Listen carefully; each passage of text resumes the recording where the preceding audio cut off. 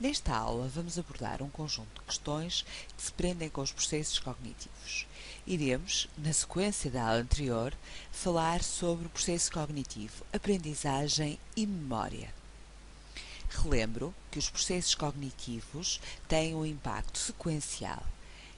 Quando falamos dos processos, teremos que começar sempre pelo processo sensorial, pelos processos sensoriais, analisando depois o impacto da atenção, da percepção e, na sequência desses processos, da aprendizagem e memória, que serão os tópicos que veremos neste tutorial. Comecemos então pela aprendizagem. A primeira questão que se coloca e para a qual é importante termos uma resposta tem a ver com a aprendizagem na perspectiva do comportamento do consumidor. Na verdade, qual a importância, qual o impacto, qual o papel da aprendizagem no estudo do comportamento do consumidor? Nós sabemos que a aprendizagem é um processo pelo qual os indivíduos adquirem conhecimento sobre os produtos e os processos de compra e adquirirão também a experiência que vão influenciar futuros comportamentos de compra. E, portanto, tem a ver com o domínio da informação, mas também com o domínio da experiência e da aprendizagem por essa via. Vamos então perceber porque é que no comportamento do consumidor e no módulo de comportamento do consumidor incorporamos um conjunto de elementos a propósito da aprendizagem.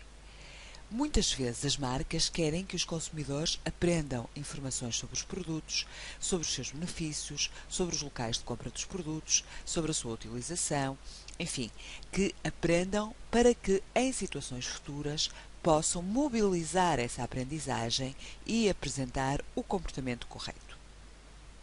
Desse ponto de vista, consideramos que a aprendizagem resulta de um conjunto de influências, algumas das quais têm a ver com as características do indivíduo, outras com as características do contexto.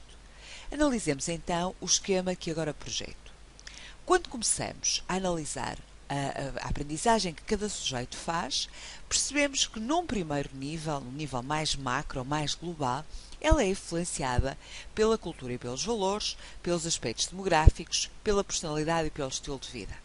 Estes fatores vão ter algum tipo de influência dos grupos de referência nos quais os indivíduos estão integrados, seja a comunidade, seja a família, sejam os amigos. Da interação entre estes elementos, haverá claramente uma influência no processo de aprendizagem. Mas esta será também influenciada pela motivação, ou seja, pela energia que impele o indivíduo à ação. Naturalmente, e como abordamos na aula tutorial anterior, a percepção, isto é, a interpretação que cada um faz da informação, vai determinar a forma como incorpora os processos, ou seja, como aprende. Naturalmente que aprendizagem e memória, tal como percepção, são influenciadas pelas características dos estímulos com os quais os sujeitos são confrontados.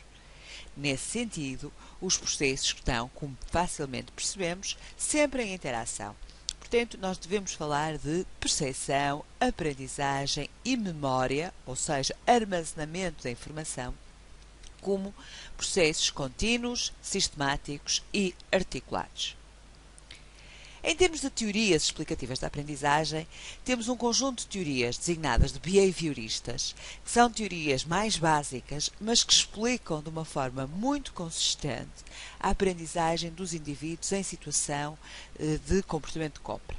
Na verdade, estas teorias definem a aprendizagem como a associação entre estímulos e respostas, referindo que a aprendizagem ocorre sempre como uma resposta a acontecimentos externos. Portanto, existirão estímulos, o consumidor irá apresentar uma resposta que decorre da forma como reage ao estímulo. É evidente que este é apenas um dos modelos. Há muitos outros com características bem mais complexas e que nos ajudam a compreender os processos. Este esquema faz um resumo de todos os modelos de aprendizagem existentes e, naturalmente, daqueles que mais nos influenciam no processo de tomada de decisão de compra, que são os mais básicos. Os que têm a ver com o condicionamento, como explicava há pouco, mas também, em algumas circunstâncias, os que têm a ver com a modelagem, ou seja, com a aprendizagem pela visualização das práticas dos outros consumidores. Então, no nosso contexto, nós vamos abordar dois tipos de teorias de aprendizagem. As teorias comportamentais, que são assentes na lógica estímulo e resposta, e as teorias da aprendizagem social, que são assentes numa lógica de imitação, de modelagem por via da imitação de comportamentos de outrem, que podemos estar a falar de modelos sociais, podemos estar a falar de líderes de opinião ou simplesmente de figuras de referência próximas. Dentro das teorias comportamentais da aprendizagem, iremos abordar duas teorias, o condicionamento clássico e o condicionamento operante. Comecemos então pelo condicionamento clássico. Seguramente que todos conhecem Pavlov e a sua teoria de condicionamento clássico. Pavlov era um fisiologista russo que, no decorrer de um conjunto de experiências no laboratório, percebeu que os animais, que eram cães, que estavam a ser alvo de uma experiência, apresentavam respostas pouco coerentes em termos de produção de salivação. Pavlov verificou que, a partir de determinada altura, sempre que a campainha do laboratório tocava, a campainha da porta, os animais salivavam com uma intensidade que só acontecera antes quando confrontados com alimentos. Pavlov foi tentar compreender qual era a causa deste aumento da produção de saliva e percebeu, com o decorrer do tempo, que para os animais passou a haver uma associação entre campainha e alimento, ou seja, habitualmente a pessoa que trazia o alimento ao laboratório tocava a campainha antes de entrar. Nessa perspectiva, para os animais, o som da campainha antecedia o alimento e, portanto, daí o aumento de salivação. Ou seja, há um estímulo incondicionado que provoca uma resposta incondicionada. Vamos ver com um exemplo concreto. O estímulo incondicionado é aquele que naturalmente provoca a resposta. Neste caso, o alimento, a carne, provoca uma resposta de salivação. É a resposta natural. É o estímulo que naturalmente provoca a resposta. E depois, neste caso do exemplo que estava a dar dos animais, temos a campainha que não provoca qualquer resposta. O que aconteceu é que os dois foram apresentados de forma simultânea durante um longo período de tempo. E, portanto, o estímulo que outrora fora neutro adquire as características do estímulo incondicionado e passa-se a chamar condicionado e será capaz, per si, de provocar a resposta que anteriormente era provocada pelo estímulo incondicionado. E, portanto, a campainha passa a ser capaz de produzir uma resposta de salivação. Vejamos agora um exemplo de uma situação mais aplicada ao comportamento do consumidor. Imaginem um spot publicitário onde se utiliza a música clássica para um determinado segmento, para quem essa música clássica produz uma emoção positiva. Portanto, a música clássica é apresentada porque se sabe que produz uma emoção positiva. E vamos apresentar e comunicar uma caneta que é nova, uma marca nova, sem qualquer tipo de resposta. O que é que se espera? Que a música mais a caneta sejam associadas e emparelhadas de tal forma que a caneta adquira algumas das propriedades da música por este processo de associação e passe a ser capaz, per si, de produzir emoções positivas. Portanto, como percebemos, este é um modelo de aprendizagem muito simples, mas é um dos modelos que explica uma parte muito importante das aprendizagens humanas. Lanço-vos o desafio de pensarem noutros exemplos explicativos do comportamento do consumidor. Então, segundo a teoria do condicionamento clássico, uma grande parte das aprendizagens verifica-se por um processo de emparelhamento entre estímulo neutro e estímulo incondicionado.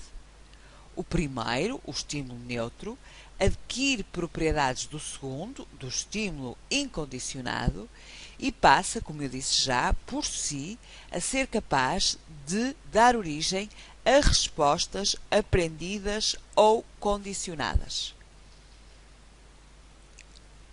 Uma outra teoria, ainda dentro das teorias comportamentais, é a teoria do condicionamento operante. Esta é uma teoria que decorre da abordagem efetuada por Skinner, um autor que fez também um conjunto de experiências com animais, típicas no início do século XX e que percebeu que os animais reforçam comportamentos ou apresentam comportamentos que são reforçados e tendem a evitar comportamentos que são punidos. O comportamento instrumental ocorre exatamente nestas circunstâncias, quando os consumidores apresentam comportamentos que são reforçados e vão evitar os comportamentos que são tendencialmente punidos. Em termos de reforço e de punição, o que é que temos no domínio do comportamento consumidor? Nós temos dois tipos de reforço, o reforço positivo e o reforço negativo. E fica uma nota importante. O que é o reforço? E vou inclusivamente escrever para que não haja qualquer tipo de esquecimento. Reforço é definido como o tipo de consequência que conduz ao aumento da duração, frequência ou intensidade do comportamento. É absolutamente determinante que equacionem o reforço neste sentido.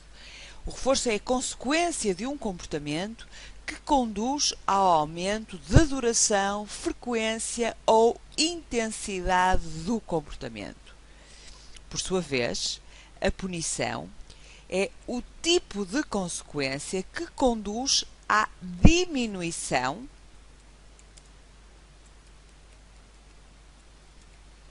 da duração, intensidade ou frequência do comportamento. Vejamos então o significado de reforço positivo e negativo.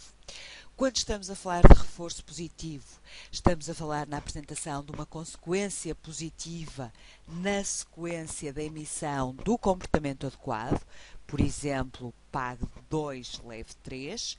Quando estamos a falar de reforço negativo, estamos a falar na apresentação de uma solução para um problema, ou seja, apresenta o comportamento adequado e põe a fim a uma situação que é negativa para o sujeito.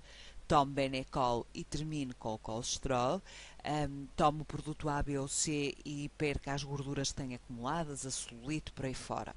Isto é, quando o consumidor apresenta o comportamento adequado, termina-se uma situação que para si é entendida como negativa ou desadequada. Por outro lado, em relação à punição, como vimos anteriormente, acontece quando queremos diminuir a intensidade, a frequência ou a duração do comportamento, teremos naturalmente muita dificuldade em aplicá-la ao comportamento do consumidor. E nesse sentido ela surge habitualmente apresentada de forma vicariante, ou seja, apresentada através de modelos que têm algum significado para o consumidor. A punição do tipo 1 acontece quando apresentamos uma consequência adversa na sequência da apresentação de um comportamento desadequado, e a punição do tipo 2 quando retiramos ao sujeito algo que é seu na sequência da emissão do dito comportamento desadequado. No caso da punição do tipo 1, nós temos inúmeras campanhas de prevenção rodoviária em que são apresentadas consequências negativas de comportamentos desadequados. No caso da punição do tipo 2, o exemplo de uma campanha da DECO em que, a propósito do tema do sobreendividamento, eram apresentadas as consequências de perda total que as famílias tinham na sequência dos comportamentos pouco refletidos e pouco adequados. Aqui estão alguns exemplos do reforço positivo. Leve 3, pague 2, uma em cada 5 peças grátis, enfim, a lógica do reforço do comportamento. Ou então, no caso do reforço negativo, toma o produto e perca quilos, perca rugas, perca colesterol. Uma outra abordagem muito interessante no domínio do comportamento do consumidor é a teoria da aprendizagem social. Esta teoria diz-nos que uma grande parte das aprendizagens verifica-se através da observação dos modelos sociais e das suas consequências. A este processo chama-se modelagem. E temos aqui alguns exemplos da forma como a modelagem pode acontecer, como figuras públicas, como modelos podem orientar o nosso comportamento. Há alguns conceitos importantes quando falamos de modelagem. O primeiro deles tem a ver com aquilo que já discutimos anteriormente e que são os processos de atenção. tem de haver um conjunto de dimensões que favoreçam a atenção do consumidor. Depois, temos um conjunto de aspectos associados às características dos modelos, ou seja, daqueles que apresentam o comportamento, e às características dos observadores. Comecemos então pelas características do modelo. Os modelos têm de ser salientes, isto é, têm que se destacar, têm de ter uma valência afetiva positiva, ou seja, têm de ser capazes de provocar emoções positivas na pessoa que os está a observar, têm de ter um nível de complexidade adequado às características do observador, têm de permanecer, de prevalecer ao longo do tempo e têm de ter um valor funcional positivo para aquele que observa.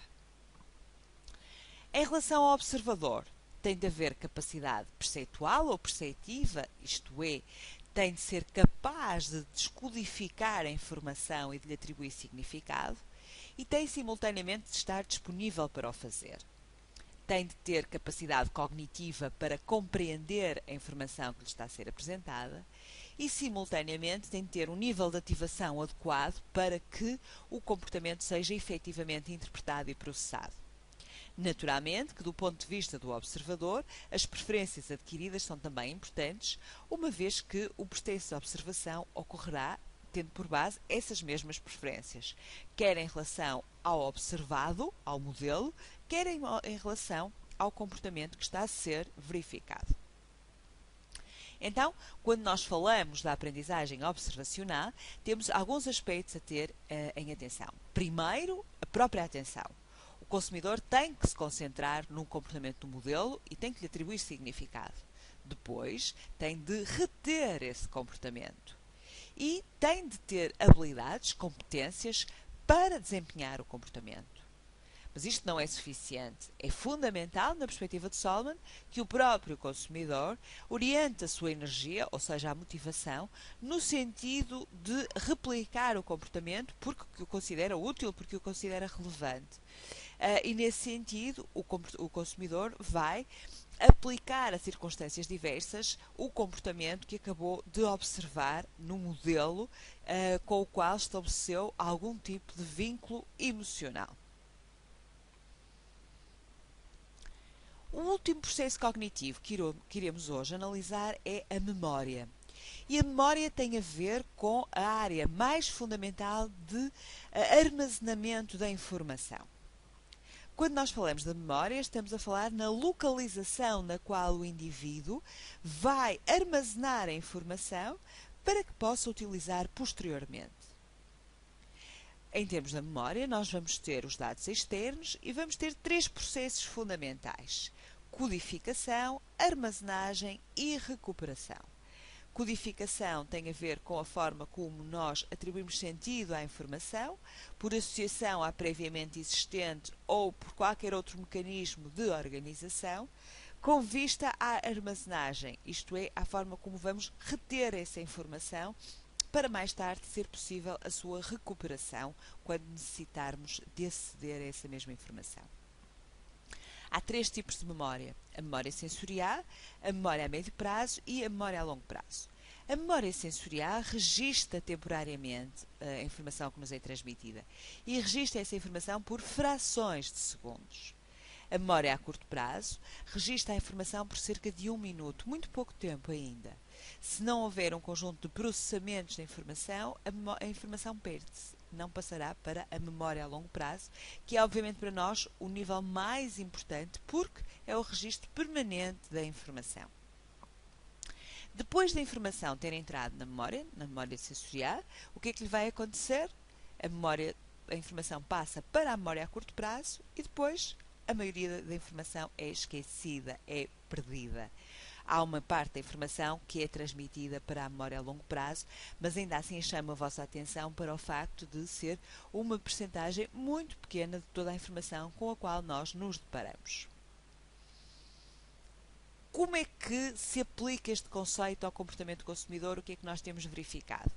Temos verificado que a memória ecoica, portanto a resultante do processamento auditivo da informação, produz uma maior aprendizagem do que a memória icónica, que os sons levam a uma melhor memorização do que as imagens e que as imagens levam a uma melhor memorização do que as palavras.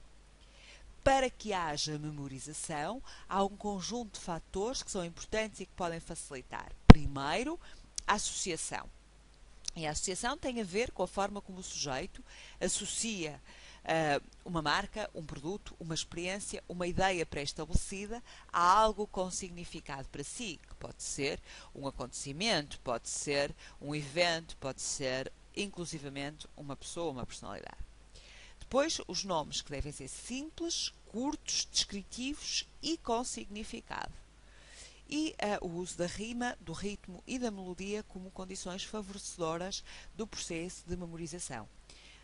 Vejam que todos nós tivemos, durante o nosso processo de aprendizagem, um conjunto de mnemónicas ou de outras estratégias que nos ajudaram a reter tanta informação. Em termos de esquecimento, o que é que vai acontecer? Há uma parte importante da informação que nós esquecemos, e esquecemos devido a dois fatores. Um deles é a memória retroativa. Muitas vezes as novas informações sobrepõem-se às anteriores e temos dificuldade em relembrar o antigo por via da substituição. Noutras circunstâncias, temos dificuldade de recordar novas informações em função de informações antigas. E este logo da Reebok eu acho que é exatamente a representação deste tipo de interferência. É muito mais difícil termos presente este novo logo do que o anterior, que esteve na nossa memória durante longos anos. Quais são os processos fundamentais em termos de memória? Primeiro, a codificação, já vos falei dela há pouco, é a forma sobre a qual um item de memória é armazenado, é a forma como nós atribuímos sentido e organizamos, associamos, agrupamos a informação, vamos atribuir-lhe um sentido e linká-la à informação anteriormente existente, etc. E depois, o reconhecimento e a recordação, que são duas formas possíveis de recuperação dos itens que codificamos e armazenamos. E aqui remete-se para a notoriedade espontânea e a notoriedade assistida, dois conceitos de marketing que têm a ver exatamente com o processo como acedemos à informação. Assistida, quando reconhecemos a informação, notoriedade espontânea, quando recordamos. Ou seja, repetindo, o reconhecimento tem a ver com a notoriedade assistida, a recordação tem a ver com a notoriedade espontânea. Eu recordo, e, portanto, eu apresento espontaneamente a informação, eu reconheço, ou seja, eu faço a informação nova, verifico que já a conhecia e, portanto, sou capaz de identificar essa conexão com o passado. Um aspecto importante em termos de memória é a nostalgia, é a forma como o sujeito faz a linkagem com o passado. E a esse propósito, Carlos Coelho apresenta, associada à memória, a questão do retrobranding e das memórias passadas e da sua influência no comportamento atual do consumidor. E o Carlos Coelho apresenta um modelo e chama a atenção para a importância da renovação das marcas e da sua, muitas vezes, reapresentação, dizendo que os consumidores procuram, nas idealizações do passado, formas de projetar sentimentos e, portanto, estão muitas vezes receptivos a tudo o que tem a ver com o passado. E por isso ele introduz conceitos como a retroevolution, a retroculture, o rebrand, o remake, o recycle, o reuse, o rethink, sendo fundamental que para o relançamento de uma marca do passado com impacto no consumidor atual, consigamos encontrar sistemas de significados que estejam adaptados ao novo mundo, porque de facto não faz sentido mantermos exatamente a marca como era no passado, e que se possam fazer upgrades, quer tecnológicos, muito importantes na circunstância atual, quer muitas vezes simbólicos, de forma a que o consumidor seja capaz de adotar um produto, uma experiência, um serviço, mas no contexto da sua vivência atual.